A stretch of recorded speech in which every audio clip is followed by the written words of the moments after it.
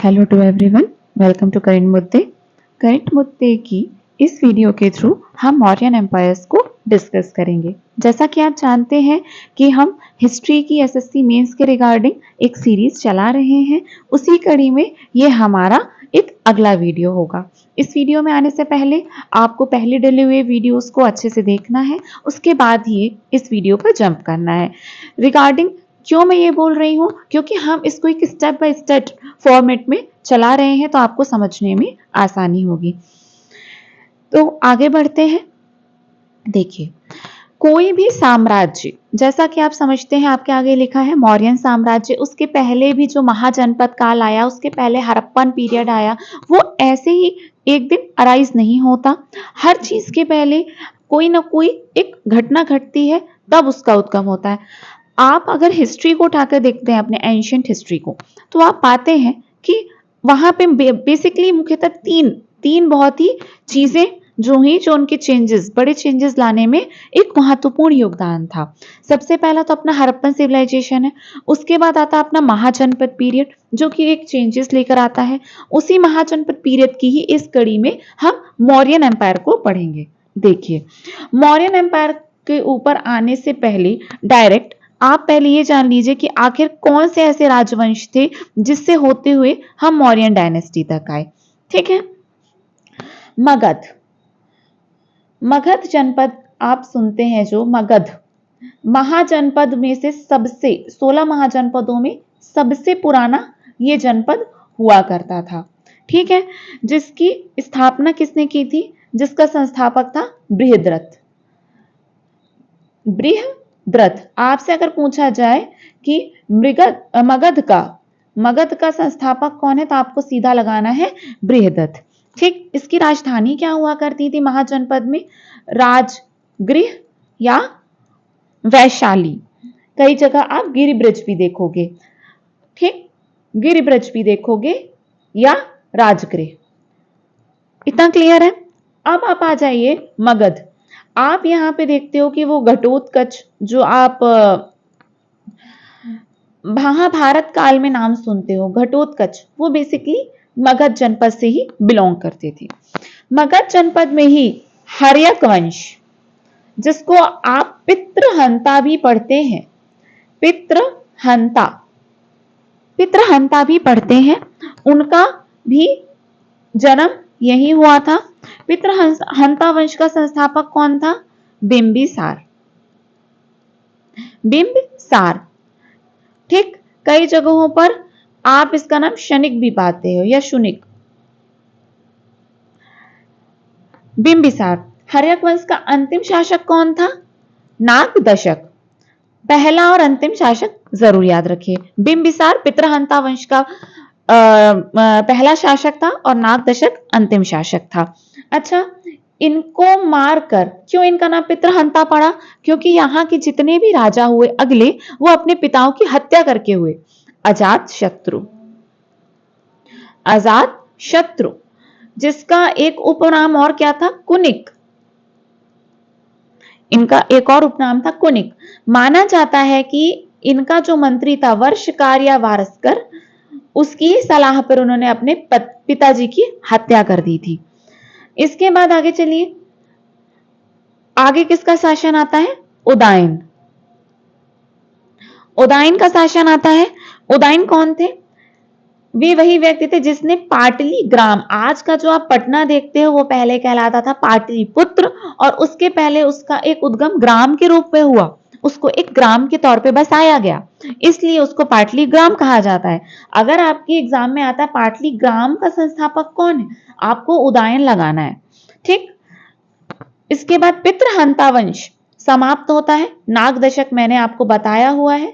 नागदशक, नागदशक को मारकर शिशुनाग वंश का जन्म होता है। शिशुनाग वंश, शिशुनाग वंश का जन्म होता है, जिन्होंने अपनी राजधानी को वैशाली में ट्रांसफर किया। वैशाली में ट्रांसफर किया इन्होंने अपनी राजधानी। शिशुनाग का ही अगला राजा कौन हुआ? कालाशोक। ये वही है जिनके शासनकाल में आप बौद्ध संगति होते हुए देखते हो। उसके बाद नंदीवर्धन। अंतिम शासक था शिशुनाग वंश के शासनकाल का। नंदीवर्धन को ही मारा और नंद वंश की स्थापना हुई। याद रखने के लिए सही है ना, नंदीवर्धन को मारकर नंद वंश की स्थापना महापद्मनंद ने की थी। महापद्मनंद ने की थी।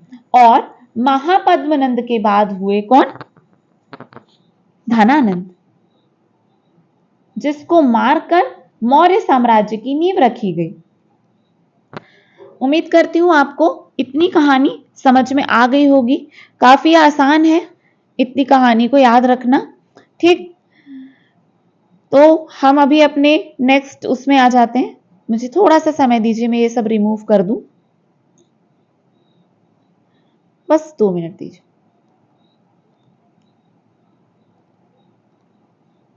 देखिए, आपकी स्क्रीन पर आपको देखने लायक जितनी भी जगह बनानी थी वो मुझे बनानी थी। आपके स्क्रीन पर आप ये देख रहे हैं कि मौर्य साम्राज्य की उत्पत्ति मगध में हुई। 321 ईसा पूर्व के आसपास आप मौर्य साम्राज्य की उत्पत्ति देखते हैं चंद्रगुप्त मौर्य के द्वारा। ठीक, चंद्रगुप्त मौर्य के द्वारा आप इनकी उत्पत्ति देखते हैं। अच्छा, आप मुझे क्या ये बता सकते हैं कि अगर मैं आपसे पूछूं कि मौर्य साम्राज्य की उत्पत्ति के क्या कैसे साक्ष्य हैं? देखिए, आखिर इतना विशाल शासन, जो कि आप यहां देखें तो गांधार, यहीं के आसपास काबुल, अफगानिस्तान से होता हुआ ये नीचे आपका डेक्कन का पूरा एरिया कर्नाटका तक जो लगता है, और यहां पे आप पकड़ लीजिए, अगर इस तरह की बॉर्डर पे आप आते हैं तो पूरा बांग्लादेश, जो आज अपना करंट का बांग्लादेश है, वो भी आता है, बंगाल से होता हुआ आता है। बस कलिंग को छोड़िए, वो बाद का हिस्सा बना अशोक के काल में। तो आप ये देखेंगे कि गुजरात तक ये कवरिंग करते हैं। तो इतना जो विशाल शासन इनका था, तो इन्होंने ऐसे ही तो नहीं बना लिया था। आखिर इसकी जानकारी हमसे कहां मिल जाती है? इसकी जानकारी के बहुत स्रोत हैं। ठीक है, सबसे पहला स्रोत तो आप याद रखेंगे क्या? कौटिल्य का अर्थशास्त्र। कौटिल्य का अर्थशास्त्र। कौन थे कौटिल्य? आप जानते हैं, चंद्रगुप्त मौर्य के प्रधानमंत्री और मास्टरमाइंड मौर्य साम्राज्य की स्थापना के लिए। इन्होंने अपना बदला चंद्रगुप्त मौर्य के थ्रू लिया। ठीक है, अर्थशास्त्र के अलावा मेगास्थनीज की पुस्तक इंडिका भी एक इसका बहुत बड़ा स्रोत है। दीपवंश, महावंश, दीपवंश और महावंश में भी हमें मौर्य साम्राज्य के बारे में जानकारी मिलती है। विशाखा दत्तकृत मुद्रा राक्षस नाम की एक पुस्तक से भी हमको इसकी जानकारी मिलती है। पतंजलि के महाभाष्य से हमें इसकी जानकारी प्राप्त होती है। और क्या क्या है? हेमचंद्रकृत परिशिष्ट पर्वम बाय हेमचंद। देखिए, इतनी सारी किताबें मैं आपको क्यों बता रही हूं, एग्जाम पॉइंट ऑफ व्यू से इंपॉर्टेंट है। आपके एग्जाम में सीधा आ गया परिशिष्ट पर्वम किसकी लिखी है, आपको बनना चाहिए। सोमदेवकृत कथा सरित सागर। सोमदेव की लिखी हुई रचना कौन सी है? कथा सरित सागर। मुझे मजा नहीं आता कि स्क्रीन में ये मैं पूरा लिखूं और अब आपके ये जो कीमती 10-10 सेकेंड्स हैं तो मैं उसको आपका वेस्ट करूं। आप लोग कमेंट में लिखते हैं कि आप मैडम जल्दी करो, मैं आपके ही भलाई के लिए स्क्रीन पर ये पूरे नाम लिखती हूँ और इतना टाइम लेके उनके नाम 2-2 3-3 बार रिपीट करती हूँ, क्योंकि किताबों का महत्व बहुत अधिक है। ठीक है, और क्षेमेंद्र की कौन सी है? बृहत कथा मंजरी। बृहत कथा मंजरी। ठीक है, क्षेमेंद्र इनसे इनकी जानकारी प्राप्त होती है कि इनका एक पूरा टेन्योर था। अब सीधे आते मुद्दे की बात पे, जो मौर्य साम्राज्य के राजा रानियों से संबंधित है। मौर्य साम्राज्य की उत्पत्ति बाय चंद्रगुप्त मौर्य। 321 ईस्वी के आसपास इन्होंने मौर्य साम्राज्य की नींव रखी थी। ठीक, अंतिम शासक कौन था इसका, आप बता सकते हो? बृहद्रथ। 2 बार आ गया बृहद्रथ, बताएंगे आप एक तो मगध साम्राज्य का सबसे पहला संस्थापक बृहद्रथ और चंद्रगुप्त मौर्य के द्वारा स्थापित किए गए मौर्य साम्राज्य का अंतिम शासक बृहद्रथ, इसी को ही मार के शुंग वंश की स्थापना हुई थी। ठीक, याद रखेंगे आप। अच्छा, मैं आपसे अगर अब सीधे चंद्रगुप्त मौर्य के ही बारे में बात करूं, ठीक, यहाँ पे मौर्य साम्राज्य का आप एक्सपांशन देखते हैं कि आखिर कितना दूरी तक ये कुछ फैला हुआ था। मौर्य साम्राज्य में अगर मैं आपसे चंद्रगुप्त मौर्य के बारे में बात करूं, ठीक, चंद्रगुप्त मौर्य, देखिए इसकी जानकारी उत्पत्ति के संदर्भ में तो आपको बात कर ली, इसको अलग अलग नामों से भी हमारे इतिहास में डिनोट किया गया है। ठीक, कई जगहों पे इसको नंदराज बोला गया है, ये भी इन्हीं का उपनाम है, जिसका अर्थ होता है वृषण, तथाकथित निम्न कुल का जन्मा, निम्न कुल का जन्मा। अभी मैंने नाम लिया आपसे बृहत कथा मंजरी, बृहत कथा मंजरी, उसमें और कथा सरित सागर, कथा सरित सागर, उसमें स्पष्ट लिखा है कि ये शूद्र थे, उस जमाने के शूद्र कुल के ये निवासी थे। हेमचंद की परिशिष्ट पर्व में इसको मयूर पोषक रासा, एक छोटा सा राज्य था मयूर पोषक, राज्य के मुखिया की पुत्री का बेटा बताया गया था, मुखिया की पुत्री का बेटा बताया गया था। बहुत सारे विदेशी स्रोत भी हैं जिसने इनकी जानकारी हमें दी है, जैसे कि आप एरियन या प्लूटोर्क के लिखी हुई चीजों को पढ़ें तो वहां पे इन्होंने चंद्रगुप्त मौर्य की पहचान एंड्रोकोटस, एंड्रोकोटस के नाम से करी है, एरियन तथा प्लूटोर्क के द्वारा। वहीं पे विलियम जोन्स, विलियम जोन्स ने इनकी पहचान किस रूप में की है? सेंड्रोकोटस,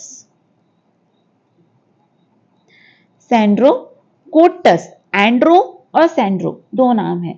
वहीं पे जस्टिन इसको क्या कहते हैं? डाकुओं का गिरोह क्यों कहा गया है? इन्होंने जो धनानंद था उनके सारे धन को लूट लिया था।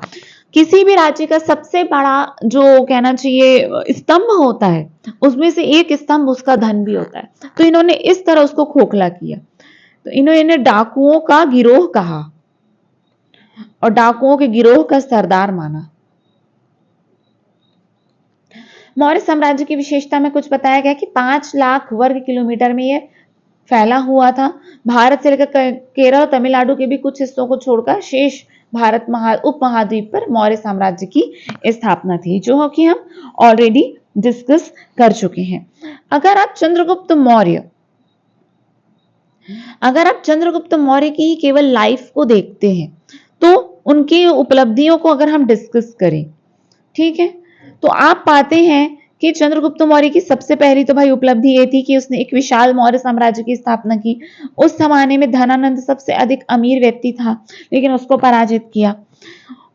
सिंध प्रांत को उन्होंने जीता, सिंध को जीता, सिंध से होते हुए इन्होंने पंजाब पर भी अपना हक किया। पंजाब के बाद वो आए मगध। आपको तो पता होगा कि अलेक्जेंडर द ग्रेट, उन्होंने पोरस को हराया था। हाइडेस्पिसीज का युद्ध हुआ था, हाइडेस्पिसीज का युद्ध हुआ था, जिसको हिंदी में पहले पढ़ेंगे झेलम या वितास्ता का युद्ध। पोरस की इसमें हार हुई थी। ये सारा जो हिस्सा था, ये पूरा का पूरा हिस्सा सेल्यूकस निकेटर को चला गया था, है ना, अलेक्जेंडर को भी चला गया था, लेकिन इसको मुक्त कराने का श्रेय जो है, पोरस को साथ देने का श्रेय चंद्रगुप्त मौर्य को जाता है। मगध पर अपना हमला करने के बाद, उस पर अपना अधिकार करने के बाद वो राजा बन गए थे, और सेल्यूकस निकेटर से फिर एक फाइनल युद्ध हुआ, जिसके बाद काबुल, कांधार, हेरात और मकरान जैसे इलाके उनके हक पे आए, और अपनी बेटी की शादी इन्होंने, जिसका नाम था हेलेना, उसकी शादी चंद्रगुप्त मौर्य के साथ की। ठीक है, दहेज में ये चीजें दे दी। इसका वर्णन आपको कहां से मिलता है इतनी सारी चीजों का? बाय एपियनस। एपियानस की बुक से, एपियानस की बुक से इसके बारे में आपको जानकारी मिलती है। अच्छा, और कौन सी एक कोई चीज है क्या, कोई खुदाई से प्राप्त अवशेष? जी, रुद्रदामन, नाम तो सुना होगा। अगर हम चंद्रगुप्त मौर्य डिस्कस कर रहे हैं तो रुद्रदामन तो आएंगे ही। इनके जूनागढ़ के अभिलेख, जूनागढ़ के अभिलेख, जिससे हमें यह जानकारी मिलती है सुदर्शन झील का निर्माण हुआ था, सुदर्शन झील का निर्माण हुआ था सौराष्ट्र में। उस समय वहां का गवर्नर था पुष्यमित्र वैश्य, पुष्यमित्र वैश्य। ठीक है, पुष्यमित्र वैश्य, कई जगह आप इनका नाम पुष्यगुप्त भी पढ़ते हो। ठीक, कंफ्यूज नहीं होना है पुष्यमित्र पुष्यगुप्त में कि अरे इनने तो ये बताया था, कई जगह आप इनका नाम पुष्यगुप्त भी पढ़ेंगे। सुदर्शन झील सौराष्ट्र के गिरनार क्षेत्र में आज जहां पे आप देखते हैं, ये वहीं थी। चंद्रगुप्त मौर्य की और अगर चीजों को आप डिस्कस करो, ये जैन धर्म के अनुयायी थे। ठीक, 299 ईसा पूर्व तक इन्होंने शासन किया। इसके बाद ही श्रवण बेलगोला चले गए। ये वही स्थान है जहां भगवान, आप बाहुबली की प्रतिमा देखते हो, बाहुबली भगवान की मूर्ति देखते हो, जैनियों का ही क्षेत्र था। वहां पे इन्होंने भूखे रहकर समाधि लगाई और मृत्यु हो गई। ठीक, चंद्रगुप्त मौर्य के दरबार में मेगास्थनीज आया था। मेगास्थनीज कौन था? एक्चुअली ये परचेज्ड दार्शनिक था, परचेज फिलोसफर था सैल्यूकस निकेटर का। ठीक, सैल्यूकस निकेटर था जिसने मेगास्थनीज को चंद्रगुप्त मौर्य के दरबार में भेजा। इसी ने लिखी फिर इंडिका, मेगास्थनीज की पुस्तक इंडिका, जो कि मौर्य साम्राज्य को जानने के लिए एक बहुत ही इंपॉर्टेंट स्रोत है। जैन धर्म की शिक्षा इन्होंने किससे ली थी? भद्रबाहु नाम के एक व्यक्ति से इन्होंने जैन धर्म की दीक्षा ली थी। याद रखेंगे, बहुत इंपॉर्टेंट है। ठीक है, चलिए बैक टू राजा रानी कंसन, जो कि अब बिंदुसार पे हम आते हैं। अच्छा, आप क्या बता सकते हो मुझे कि मेगास्थनीज की जो पुस्तक इंडिका है, ठीक, इंडिका अपन को भारत के संदर्भ में क्या क्या कुछ नई जानकारी भी तो देती थी, हम पढ़ते थे ना। मेगास्थनीज ये बोलते हैं कि भारत में कभी अकाल नहीं पड़ता। मेगास्थनीज ये बोलते हैं कि इंडियंस को पढ़ना लिखना नहीं आता, लिखना नहीं आता। मेगास्थनीज ने यह बताया कि हमारे यहाँ 7 प्रकार के दास दासी होते हैं। मेगास्थनीज ने ही यह बताया कि हमारे यहाँ पे जो राजा होते हैं उनके आसपास महिलाओं को अंगरक्षिकाओं के रूप में रखा जाता है। अंगरक्षक यानी कि उनका खुद का, समझ जाओ, गार्ड के तौर पे महिलाओं की नियुक्ति होती है। ठीक, मेगास्थनीज है। और क्या बताया था? जातिवाद है भारत में, जातिवाद कितना कड़ा है यह भी बताया। ठीक, और उन्होंने पाटलिपुत्र जो था तत्समय का पटना, उसकी इतनी प्यारी व्याख्या की और बताया कि इसके टक्कर का यूनान तरफ का कोई भी, मैसेडोनिया तरफ का कोई भी जो शहर है नहीं लगता। बिंदुसार पे आ जाइए। ठीक, यूनानियों ने इसकी जो पहचान की है अमित्रोचेटस से की है। इसके और भी नाम थे, कई जगहों पे आप अमित्रोचेटस पढ़ेंगे, कई जगहों पे आप अमित्रोकेडीज पढ़ते हो। अमित्रोकेडीज, अमित्रोचेटस या अमित्रोकेडीज के नाम से भी इसकी जानकारी मिलती है। जैन ग्रंथ इन्हें क्या बोलते हैं? सिंहसेन, सिंहसेन कहते हैं। वहीं पे वायु पुराण इनको भद्रसार या वारिसार कहता है। वायु पुराण इनको भद्रसार या फिर वारिसार भी कहता है। ठीक, उसके बाद आप फा यूएन चूलिन नाम का एक चाइनीज, फा यूएन चूलिन, एक ऐसी सी बुक है जिसपे इनका नाम बिंदुपाल पढ़ते हो। तो इसका सार और इसका पाल की बहुत अधिक साम्यता मिलने की वजह से इनको बिंदुसार माना गया। ठीक, आप देखते हैं कि इनके दरबार में राजदूत आया, उसका नाम क्या था? डायमैकस, डायमैकस। मेकस नाम का एक राजदूत आया था जिसको मेगास्थनीज का उत्तराधिकारी माना जाता है। ठीक, इनके ही प्रधानमंत्री का क्या नाम था? खल्लाटक। चंद्रगुप्त मौर्य के प्रधानमंत्री जी का क्या नाम था? चाणक्य। इनके पीएम का क्या नाम था? खल्लाटक। ठीक, ये आजीवक संप्रदाय के मतानुयायी थे। ऐसा कहा जाता है कि इन्होंने यूनान के शासकों से सूखे मेवे, मदिरा, अंजीर और दार्शनिक भेजने की मांग की थी, लेकिन जो वहां के राजा थे उन्होंने ये सब तो भेज दिया और पोलाइटली माफी मांग ली कि हमारा फिलोसफर नॉट फॉर सेल। ठीक है, नॉट फॉर सेल, हम सेल नहीं करते इन्हें। ठीक है, यहां तक आपके काम की चीज थी। बिंदुसार को आप ये देखते हैं कि इन्होंने 297 बीसी से लेकर 273 बीसी तक राज किया था। इसी के शासनकाल में अशोक को उज्जैन का गवर्नर बनाया गया था। ठीक, आगे चलकर जिनको आप राजा के तौर पे भी देखते हो। आ जाते हैं सबसे इंपॉर्टेंट रूलर जिसका नाम था अशोक। अशोक का शासनकाल इतना महत्वपूर्ण क्यों माना जाता है?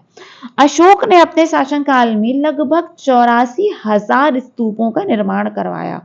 ठीक, 14 इंपॉर्टेंट शिलालेख, 7 इंपॉर्टेंट स्तंभ लेख प्लस लघु शिलालेख, धातु लेख, गुहा लेख जैसी इतनी चीजें छोड़ी। और अशोक ने अपने शासनकाल में जिस तरह से धर्म को यानी कि डिफाइन किया, इसके लिए वो यादगार हुए। देखिए, हर राजा रानी अपने शासनकाल में अच्छे से अच्छा काम करने की कोशिश करता है, लेकिन उसके कुछ स्पेसिफिक काम ही उसको हमेशा के लिए याद रख लिए जाते हैं। 304 ईस्वी से 273 ईस्वी तक इन्होंने एज अ गवर्नर काम किया और 273 से 232 ईस्वी तक इन्होंने थ्रोन से रूल किया। ठीक, यहां पे आप इनका गवर्नर पीरियड देखते हैं। देव नाम प्रियदर्शी, प्रियदर्शी लिखा है, देव नाम प्रियदर्शी जिसकी खोज की गई और विलियम जोन्स ने ही इसकी साम्यता अशोक से पाई, अशोक से पाई। अच्छा, मैं आपसे पूछूं कि अशोक जो नाम है, आप तो देख लिए इनके बहुत ज्यादा कुछ खोजी हुई अभिलेखों के, जैसे कि मॉस्की का अभिलेख, वहां पर इनका नाम क्या मिलता है? शाक्य मुनि। ठीक, या बुद्ध शाक्य। आपने अगर बुद्धिज्म पढ़ा है, मेरा ही लेक्चर, तो मैंने उसमें बताया है कि बुद्ध ने अपना जो एक नेक्स्ट जन्म था वह एक शाक्य मुनि के तौर पे प्रिडिक्ट किया था। इससे आप क्या पाते हो? अशोक ने स्वयं ही खुद को शाक्य मुनि कह के क्या बताना चाह रहा है? दूसरा, यह नाम देव नाम प्रियदर्शी, वह व्यक्ति जो कि देवताओं की दृष्टि में प्रिय हो और अच्छा देखने वाला हो, प्रियदर्शी। ठीक, बहुत ही मतलब वो एक ऐसा काल था जब राजा जो थे बहुत ही भारी भारी खिताब लेते थे। भाब्रू या फिर बैराट के अभिलेख में आप क्या नाम पाते हैं इनका? मगधाधीराज, मगधाधीराज नाम पाते हो। ठीक, अच्छा, मॉस्की के अभिलेख हैं कहां पे? कर्नाटका। ठीक, भाब्रू और बैराट के अभिलेख अगर मैं आपसे पूछूं तो ये कहां पर है? राजस्थान पर है। और वहीं पे आप सन्नाती, सन्नाती या गुर्जरा के अभिलेख देखते हो जो कि अपने दतिया में है, जो कि दतिया अपना एमपी में है। वहां पे इनका नाम अशोक मिलता है, वहां पे इनका नाम अशोक पाते हो आप।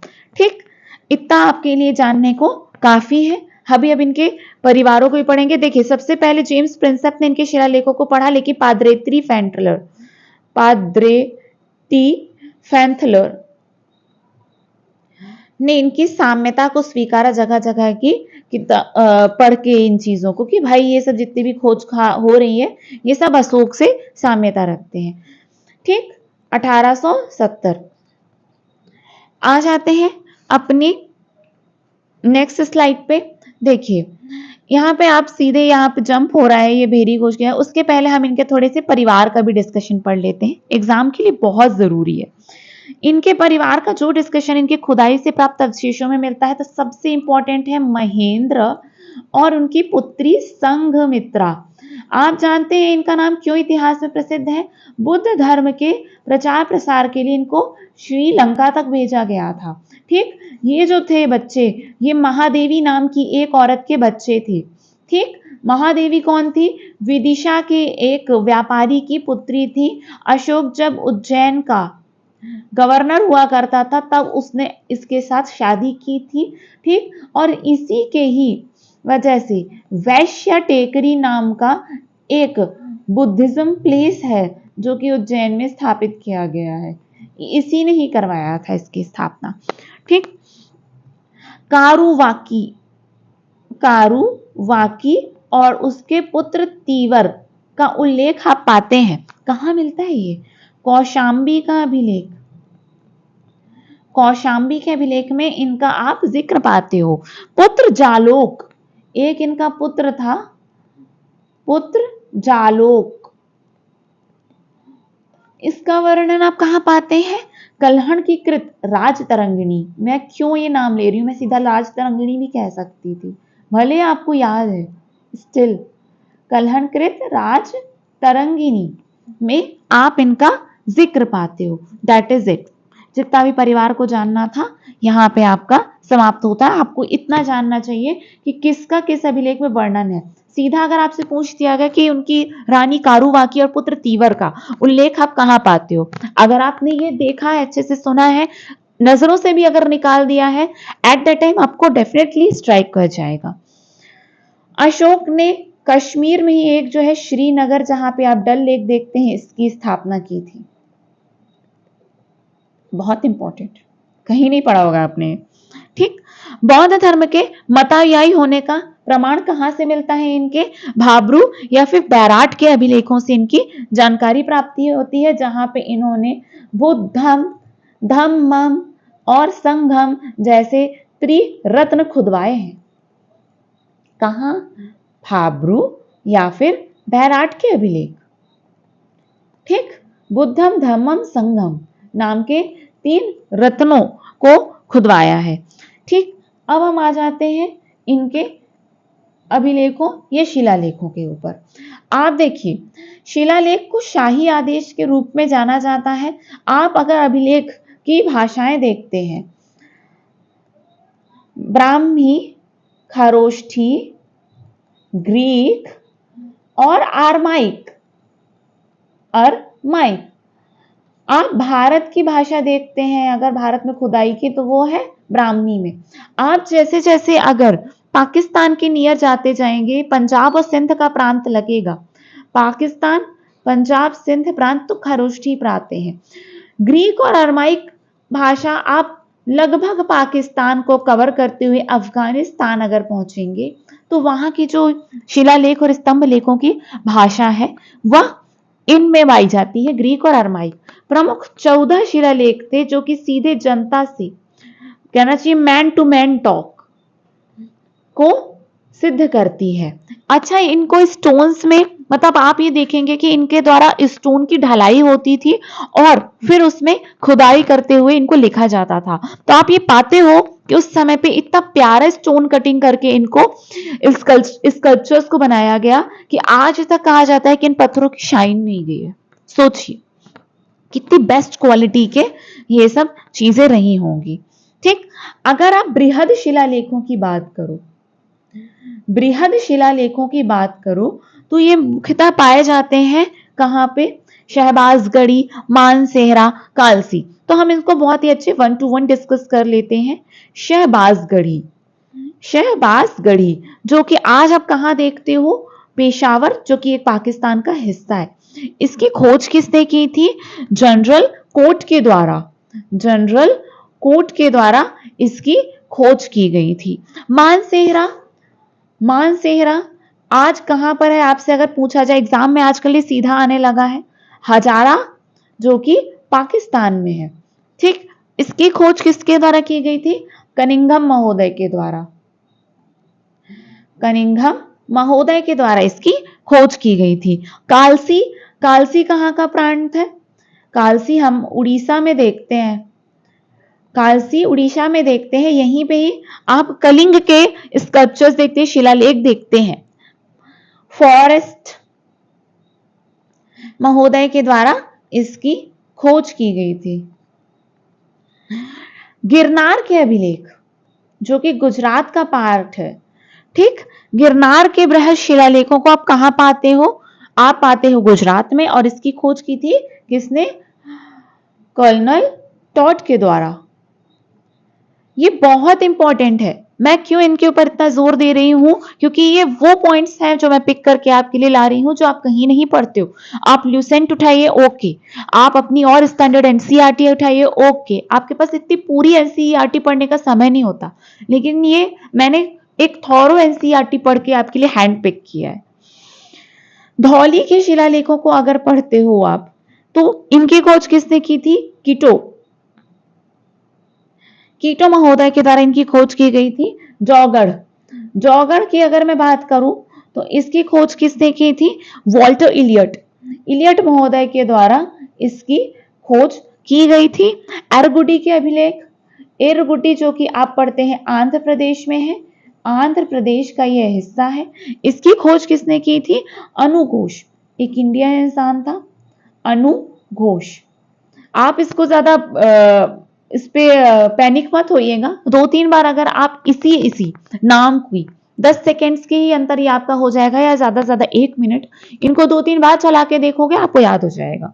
अगर आप अपनी नोट्स बना रहे होंगे, नोट्स मेंटेन कर रहे होंगे, तो भी आपको आसानी जाएगी, आप लिख के याद कर सकते हैं। और सोपारा जो कि आज महाराष्ट्र का हिस्सा है, उसकी खोज की थी भगवान लाल जी ने, भगवान लाल ने, ठीक। चलिए, मैं आपसे अब कुछ इंपॉर्टेंट शिलालेख जो कि इनका पार्ट है उनको डिस्कस करना चाहूंगी। कुल 14 शिलालेख को आप देखते हो, हम 1 to 14 सबको डिस्कस करेंगे। अशोक का प्रथम शिलालेख क्या कहता है? अशोक का प्रथम शिलालेख यह कहता है कि जीव हत्या पाप है। जीव हत्या को निषेध बताया है अशोक ने, जीव हत्या नहीं होनी चाहिए। द्वितीय शिलालेख भी यही बोलता है कि मनुष्य और पशुओं की बलि की निंदा है। ऐसा कहा जाता है कि इस शिलालेख के गुदने से पहले अशोक के जो अपना उनका खुद की रसोई थी, उसके लिए प्रतिदिन 2 मोर, 1 मृग और भी मतलब जीव जंतुओं को मारा जाता था जो कि पकता था, और उनको अब मारना निषेध किया जाता है। अशोक के थर्ड शिलालेख में आप ये देखते हैं कि प्रादेशिक रज्जुक, अभी हम ये सारे जो इनके ये है टर्म्स हैं, इनको भी डिस्कस करेंगे। अभी मैं केवल आपसे 1 to 1 डिस्कस कर रही हूँ राजा रानी को कि किसने अपने जीवन काल में क्या किया। उसके बाद हम इनके एडमिनिस्ट्रेशन पे भी आएंगे। राजुक तथा युक्त नाम के अधिकारियों का आपको वर्णन मिलता है। फोर्थ शिलालेख में क्या देखते हो? भेरी घोष को धम्म घोष से बदल दिया गया, ठीक। भेरी घोष की जगह अब धम्म घोष होगा। 5वां शिलालेख क्या बोलता है? धम्म महामात्र नाम के एक अधिकारी की नियुक्ति होगी, जो कि हर 14वें वर्ष होगी। धम्म महामात्र जो होता था व्यक्ति विशेष के चरित्र को सुधारने के लिए काफी इंपॉर्टेंट माना जाता था।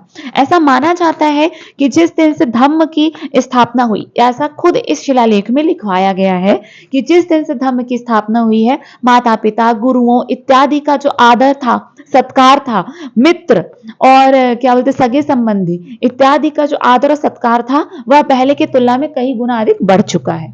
ऐसा खुद अशोक ने गुदवाया। 6th को क्या देखते हैं आप? अशोक के चुस्त प्रशासन का वर्णन मिलता है। अभी तक आप 13th पढ़ते हैं कि 13th में लिखा है ये वो कि कलिंग विजय की बात की गई है। आप ये देखो 6th कितना इंपॉर्टेंट है। अशोक कहते हैं कि चाहे मैं सोता रहूं, चाहे मैं खाता रहूं, चाहे मैं मालिश करवाता रहूं, वर्जिश करवाता रहूं, चाहे मैं रनिंग करता रहूं, अपने राज्य के लिए विचरण करता रहूं, मुझे हर समय हर वक्त प्रशासन से अवगत कराया जाए, अवगत कराया जाए, ठीक। आप 7वां शिलालेख क्या कहते हैं? अशोक का 7वां शिलालेख कहता है कि अशोक खुद कह रहे हैं कि सभी सद्भावना के साथ हर क्षेत्र में निवास करिए। संपूर्ण क्षेत्र आज आपका है, जिसको आज आप देखते हैं फ्रीडम, जो किस कहीं भी मतलब आपको निवास करने की स्वतंत्रता एक मौलिक अधिकार के तौर पे देखते हैं, आज आप जिसको समझ रहे हैं, उस समय का ये 7वां शिलालेख हुआ करता था। 8वां शिलालेख क्या कहता है? 8वां शिलालेख अशोक के राज्याभिषेक के 10वें वर्ष लिखा गया था, ठीक, जिसमें यह कहा जाता है कि अब हम कोई आखेटक यात्राएं नहीं करेंगे, अब जो भी हमारी यात्राएं होंगी वह धर्म से संबंधित धम्म यात्रा होगी। ठीक, 9th और 10th इतना इंपॉर्टेंट नहीं है। 11th में इन्होंने धर्म की व्याख्या की है। धर्म क्या है? धर्म से अच्छा ना कोई दान है, धर्म से अच्छा ना कोई मित्र है, कुछ इस तरह की अभिव्यक्तियां पाते हैं। ठीक, और 12वीं में भी आपको यही अभिव्यक्तियां मिलती हैं। 13th आप सब जानते हैं, कलिंग विजय का वर्णन कहा जाता है यहाँ पे इसका। और 14th बहुत इंपॉर्टेंट है ये भी मेरी नजरिए से, कि अशोक ये स्वयं कहते हैं कि कई बार मानवीय भूल से त्रुटि होना संभव है। मानवीय भूल से त्रुटियां संभव है। ठीक है, अब अगर हम इनके 14 शिलालेखों को डिस्कस कर रहे हैं तो हम इनके कुछ पृथक शिलालेखों को भी डिस्कस कर लेते हैं। अशोक ने अपने 14 शिलालेखों के साथ साथ 2 पृथक शिलालेखों का भी वर्णन करवाया था, जिसमें इन्होंने पहले पृथक शिलालेख में क्या कराया था? वही एक निष्पक्ष पृथक, याद रखिएगा इनके पास 2 पृथक शिलालेख थे, 2 पृथक शिलालेख था। पहला पृथक शिलालेख आपको निष्पक्ष न्याय का बात कहता है, निष्पक्ष न्याय की बात कहता है। और सेकंड शिलालेख क्या कहता है? सारी प्रजा मेरी संतान है, मेरी संतान है। कई बार आप ये वाली जो उपभोक्ति होती है, अभिव्यक्ति जो होती है, फर्स्ट बृहद शिलालेख में पाते हो। ठीक, एग्जाम में कभी कई बार पूछ लेता है कि किस शिलालेख में लिखा है और आपको दे देगा फर्स्ट शिलालेख बृहद, तो आपको वही टिक करना है। ओके, अच्छा, अब आ जाओ आप कि इनके स्तंभ लेख जो हैं। देखिए आपके जो स्क्रीन पर लिखा हुआ है कि अशोक ने बौद्ध धर्म को श्रीलंका तक प्रसार किया। बौद्ध धर्म को श्रीलंका और नेपाल में कॉन्स्टेंटाइन के रूप में जाना जाता है। ये बहुत इंपॉर्टेंट है। कुछ ऐसे नए नाम जिनको मैं सितारा लगा रही हूं, किस लिए मैं लगाती हूं, मैं कैसे इनको इंपॉर्टेंट कहती हूँ। पहली बात कि जिस तरह से एसएससी अब आपसे क्वेश्चन पूछ रही है, कुछ नहीं कहा जा सकता कि क्या उससे पूछ ले, कोई भी नया नाम उठा के वो रख देगी। अगर आपने देखा होगा, नसीब अच्छा हुआ और अगर यही आ गया तो कम से कम आपके 2 नंबर बचेंगे। ठीक, सीलोन के शासक देव नाम तिस अशोक के बौद्ध धर्म में परिवर्तित होने वाले एक पहले व्यक्ति थे। ठीक, अशोक ने जब बौद्ध धर्म का प्रचार किया तो तिस नाम का एक जो व्यक्ति था उसने सबसे पहले इसको स्वीकार किया। तो हम अपने जो शिलालेख स्तंभ लेख को डिस्कस कर रहे थे उसी में बैक आ जाते हैं, धातु लेख की बात कर लेते हैं। पत्र लेख या धातु लेख, ठीक, ताम्रपत्र लेख भी कई जगह पे इनको कहा जाता है। ठीक, महास्थान जो कि आज हम वेस्ट बंगाल का हिस्सा देखते हैं, और साहगौरा के अभिलेख, आपने तो नाम सुना होगा ना, साहगौरा के अभिलेख, जो कि आप गोरखपुर यूपी में पाते हो, गोरखपुर यूपी में पाते हो। वहां पे क्या बात की गई है? आज जिस तरह का हम अनाज को संचित करते हैं, पीडीएस पब्लिक डिस्ट्रीब्यूशन स्कीम होती है ना, कि राशन की दुकान में जमा करना, उस तरह की व्यवस्था की बात की गई थी कि जितना भी कलेक्शन होता है राजा को उसका 1/10 पार्ट जो होता है उसको कुछ इस प्रकार सेव करना चाहिए कि पढ़ने वाले अकाल के लिए सुरक्षा की जाए। तो इस तरह मेगास्थनीज ने जो बोला था अकाल नहीं पढ़ते, उसका तो पहला खंडन हो जाता है। दूसरा खंडन होता है, उन्होंने कहा था पढ़ना लिखना नहीं आता, आखिर हमने इतनी गुदाई कैसे करा ली स्तंभ लेखों में। ठीक, तो कुछ ऐसी चीजें हैं। उन्होंने कहा था कि कुछ 8 प्रकार के दास दासी पाए जाते हैं, लेकिन आप अर्थशास्त्र में देखते हैं कि 5 दासी दासियों का वर्णन है।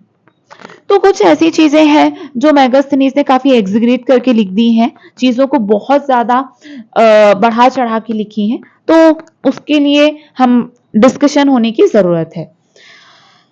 आप अपने बैक टू स्तंभ लेखों में आ जाइए, क्योंकि अभी ये खत्म नहीं हुआ है। अब आप शिलालेख के बाद आते हैं स्तंभ लेखों में, तो आप क्या पाते हो, कुल 7 स्तंभ लेख हम पाते हैं। कुल 7 स्तंभ लेख पाते हैं, जिनको राजाज्ञा के तौर पे, शाही वार्ता या फिर राजाज्ञा के तौर पे देखा सकता है। ठीक, सबसे पहला तो आपका उठाओ दिल्ली टोपरा और दिल्ली मेरठ। दिल्ली टोपरा, दिल्ली मेरठ, क्यों प्रसिद्ध है ये दिल्ली टोपरा और दिल्ली मेरठ? दिल्ली टोपरा और दिल्ली मेरठ वही है जिसको फिरोज शाह तुगलक ने हिला दिया था, और लोग कहते हैं कि यार ये इधर से उधर हुआ तो कैसे मान सकते हैं कि अशोक का है, क्योंकि यहाँ पे भी देवनाम प्रियदर्शी गुदा हुआ मिला है। फिरोज शाह तुगलक ने इसको हटा दिया था। ये कहां पर स्थित था? सहारनपुर, यूपी। दिल्ली टोपरा का अन्य नाम क्या है? मीनार ए जरीन। फिरोज शाह तुगलक ने इसको हिला के लिखा इसका नाम मीनार ए जरीन। ओके, लौरिया अरराज, लौरिया अरराज जो कि कहां पर स्थित है? हमारे चंपारण बिहार में। और यहीं पे ही लौरिया नंदगढ़ का भी एक स्तंभ लेख मिलता है, जहां पे आप मोर की आकृति का उत्कीर्णन देखते हैं। मोर आकृति का उत्कीर्णन देखते हो। ठीक, आप रामपुरवा, रामपुरवा के अभिलेख जो कि वो भी चंपारण में है, और यहाँ पे आप बैल की आकृति का उत्कीर्ण देखते हो, बैल की आकृति बनी हुई है। ठीक, प्रयाग की प्रशस्ति आप तो सब जानते हो। प्रयाग, यहां पे ही आप कौशांबी का अभिलेख पाते हो, कौशांबी का अभिलेख पाते हो। कालांतर में अकबर ने इसको इलाहाबाद में रखवाया था।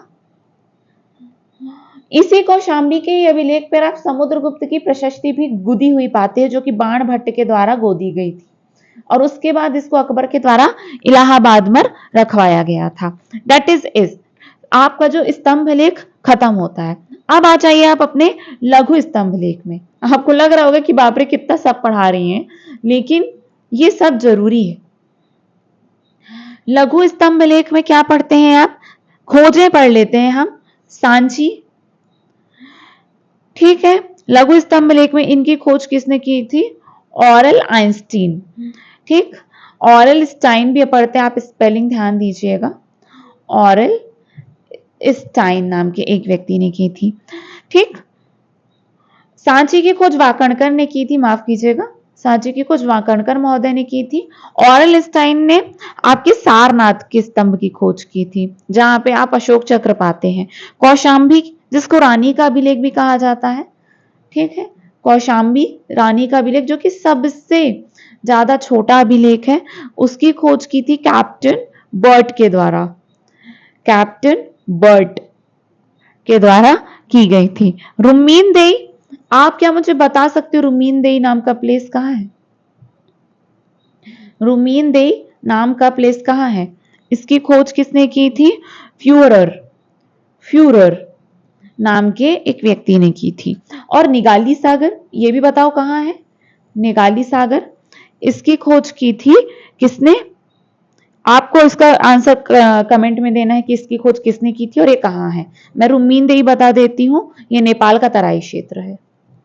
चलिए इसको भी लिख लीजिए, निगाली सागर एरिया भी नेपाल तराई क्षेत्र में ही स्थित है। खोजकर्ता आप ढूंढ के देंगे मुझे। कनक मुनि के स्तूप का जीर्णोद्धार करवाया था। अपने राज्याभिषेक के 20वें वर्ष यहाँ का इन्होंने भ्रमण किया था। ठीक, और निगाली सागर में ही आप रुमीनदेई रानी का अभिलेख, सबसे सुंदर अभिलेख कहा जाता है इसको। गुहा लेख की अगर मैं बात कर लूं तो यहां पे मेरे को केवल कंदहार, जिसको शाह ए कुना के अभिलेख कहते हैं, उसका संबंध अशोक से मिलता है। यहाँ पे खत्म हो जाता है इनका वर्णन। मुझे इनका जितना वर्णन करना था। अब आते हैं हम बहुत इंपॉर्टेंट मौर्य साम्राज्य के एडमिनिस्ट्रेशन में कि आखिर किस प्रकार की एडमिनिस्ट्रेटिव व्यवस्था थी। आप पढ़ते हैं कि आखिर इतना बड़ा संपूर्ण साम्राज्य राजा किस प्रकार चलाता था। इतना आसान कभी नहीं होता था। और आप ये भी देखते हैं कि जिस तरह हड़प्पन सिविलाइजेशन में राजा रानी प्रशासक को किस तरह जाना जाता था, वैदिक काल में किस तरह जाना गया, उसके बाद महाजनपद स्टार्ट हुए तो 16 महाजनपदों में भी उनका उच्चारण अलग अलग नामों से होता था। संपूर्ण साम्राज्य को चलाने का तरीका अलग था। ठीक है, तो मान लीजिए ये एक साम्राज्य है। सबसे पहला आपका डब्बा, उस संपूर्ण साम्राज्य को कुल 5 प्रांतों में बांटा जाता था जिनको कहा जाता था चक्र। ठीक, ये हुए चक्र। ठीक, इन प्रांतों या फिर चक्रों, संपूर्ण साम्राज्य का जो हेड होता था वो तो राजा है, जैसे हमारा चंद्रगुप्त मौर्य, अशोक। ठीक, इनको कहा जाता था प्रशासक या आर्य कुमार। आर्य कुमार जो कि इन प्रांतों का देखभाल करते थे। कौन कौन से प्रांत थे इनके पास? उत्तरापथ, ठीक, दक्षिणापथ, दक्षिणापथ, उसके बाद आता है अवंती, उसके बाद आता है कलिंग, अवंती, कलिंग, और उसके बाद आती है प्राशी। यहां पे पांचवा क्या है? प्राशी। उत्तरापथ की राजधानी क्या थी? उस समय की तक्षशिला जो आज पाकिस्तान का हिस्सा है। अवंती की राजधानी आपको पता है उज्जैनी। ठीक, कलिंगा की राजधानी थी तोसाली। प्राशी की राजधानी थी आज का पटना। और दक्षिणापथ की राजधानी क्या हुआ करती थी? सुवर्णगिरी। सुवर्णगिरी। ठीक, ये जो चक्रास होते थे ये डिवाइड होते थे आहार में, जिनको आज का आप जिला समझो। आहार को डिवाइड किया जाता था, ठीक, ग्राम के एक समूह में, और ग्राम का समूह जो होता था फर्दर जो कहलाता था, क्या कहलाता था? ग्राम। आहार या फिर इसको विषय भी जानिए, जिसका हेड कौन था? विषयपति। ओके, मौर्य साम्राज्य का नेतृत्व करने का उद्बोधन हमको कौटिल्य की अर्थशास्त्र में मिलता है। आप यहां देखते हैं कि सैन्य समिति, कुल 30 मेंबरान्स की सैन्य समिति होती थी, जिसमें 5 फॉर ईच डिवीजन था। जल सेना, पैदल सेना, ठीक, यातायात या रसद, खाना पीना और इसकी व्यवस्था करने वाली, गाड़ी घोड़ा की व्यवस्था करने वाली, रसद आपूर्ति, ठीक, अश्वारोही, गज सेना और रथ सेना। That is it. इतना जानना आपके लिए जरूरी था। मौर्य काल में आप 18 प्रकार के अधिकारियों का जिक्र पढ़ते हो, जिनको कहा जाता था तीर्थ। बहुत इंपॉर्टेंट है, तीर्थ क्या है? 18 प्रकार के अधिकारियों का आप यहां पे वर्णन प्राप्त करते हैं, जिनको कहा जाता था अपना तीर्थ। ठीक है, सबसे टॉप मोस्ट तीर्थ कौन होता था? जिसको कहा जाता था महामात्र। सबसे टॉप मोस्ट ये तीर्थ होता था। समाहर्ता, और भी इंपॉर्टेंट चीजें हैं, लेकिन ये वो वाले टर्म्स हैं जिसको आप याद रख लीजिए। समाहर्ता जो कि आय का संग्रह करता था। सन्निधाता जो कि उस समय का कोषाध्यक्ष होता था। इसको क्या बोला मैंने? सन्निधाता। ठीक, प्रशासता जो कि कारागार, जेल वगैरह का एक जेलर जो उसको देखता है, जेल प्रहरी है ना, कारागार का अध्यक्ष मान लो, चीफ। राजुक, मैंने बोला था ना एक वर्ड, राजुक। हु इज राजुक? जनपदीय न्यायालय जो होते थे आज के, जो तहसील वगैरह में हुए, ठीक, उनका न्यायाधीश। और प्रादेष्ट्रा कौन है? मैंने वर्ड लिया ना प्रादेष्ट्रा, के शिलालेख में वर्णन मिलता है। यह व्यक्ति जो था उस जमाने का जज होता था फौजदारी न्यायालय का। फौजदारी न्यायालय का ये जज कहलाता था। ठीक, आप कमिश्नर के तौर पे भी इनका मेंशनिंग पाते हो। आपकी स्क्रीन पर कुछ अन्य नाम दिए हुए हैं जो कि आप पा रहे हो कि अशोक के एक 4 शेर वाली जो आप चिन्ह देखते हैं, ये आप देखते हैं सारनाथ में। सांची में आप देखते हैं 4 शेर अलग अलग। रामपुरवा और लौरियानंदगढ़ में आप शेर की भी देखते हैं और रामपुरवा में अकेली बैल की भी देखते हैं। और धौली में आप हाथी की एक नक्काशीदार चिन्ह पाते हैं। ठीक है, आ जाइए नेक्स्ट स्लाइड पे। मौर्य साम्राज्य के यहाँ पे गिरावट की बात की गई है। ये आप केवल थ्योरी के लिए पढ़ लीजिए, उतना आपके काम का नहीं है। हम आ जाते हैं कि मौर्य साम्राज्य की एडमिनिस्ट्रेशन जो था एक पूरी तरह कृषि आधारित व्यवस्था थी, जो पूरी कर लगा रहता था। कर 1/4 से 1/6 भाग लिया जाता था व्यक्ति की संपूर्ण कमाई का। कृषि वाली भूमि को कहा जाता था सीता भूमि। हल रेखा को कहा जाता था सीता रेखा। ठीक, अदेव मात्रक बिना बरसात के कृषि देने वाली भूमि। अदेव मात्रक कई जगहों पे आप पढ़ते हो कि जहां पे कृत्रिम सिंचाई की आवश्यकता लगे। कृषि की अर्थव्यवस्था को किस नाम से जाना जाता था? कृषि अर्थव्यवस्था को किस नाम से जाना जाता था? जिसको कहा जाता था वार्ता। ठीक, और व्यक्तिगत भूमि से लिया जाने वाला जो एक कर होता था उसको कहते थे भाग। राजा को आपको पता होगा भाग, बलि, इस टाइप के कर चढ़ा करते थे। ठीक, तो उसमें से एक भाग वही कर हुआ करता था। मौर्य प्रशासन में आप देखते हो कि गुप्तचर के 2 पार्ट हैं। भ्रमण करने वाला जो है उसको कहा गया संचार, एक जगह रहकर काम करने वाले को कहा गया संस्था। ठीक, भ्रमण करने वाले गुप्तचर को कहा गया संचार। गुप्त पुरुष की भी एक अभिकल्पना हमको देखने को मिलती है, गूढ़ पुरुष या गुप्त पुरुष। गूढ़ पुरुष या गुप्त पुरुष की अभिकल्पना देखने को मिलती है। विभाग अध्यक्ष को क्या कहा गया यहाँ पे? महामात्य सर्प। और एग्रोमोनाई कौन है? जो कि मार्ग का निर्माण करवा रहा है। ठीक है, मौर्यकालीन प्रमुख समितियों का भी अब डिस्कशन कर लेते हैं जो कि एडमिनिस्ट्रेशन संभालती थी। इसके पहले जो समिति मैंने आपको बताई वो सैन्य प्रशासन संभालती थी, ये वो था जो एडमिनिस्ट्रेशन संभालती थी। 6 समितियां थी कुल। उद्योग शिल्प, ठीक है, उद्योग और शिल्प, जन्म और मरण का विवरण लेने वाली, बिक्री कर का एक लेती थी, एक लेती थी व्यापार वाणिज्य का,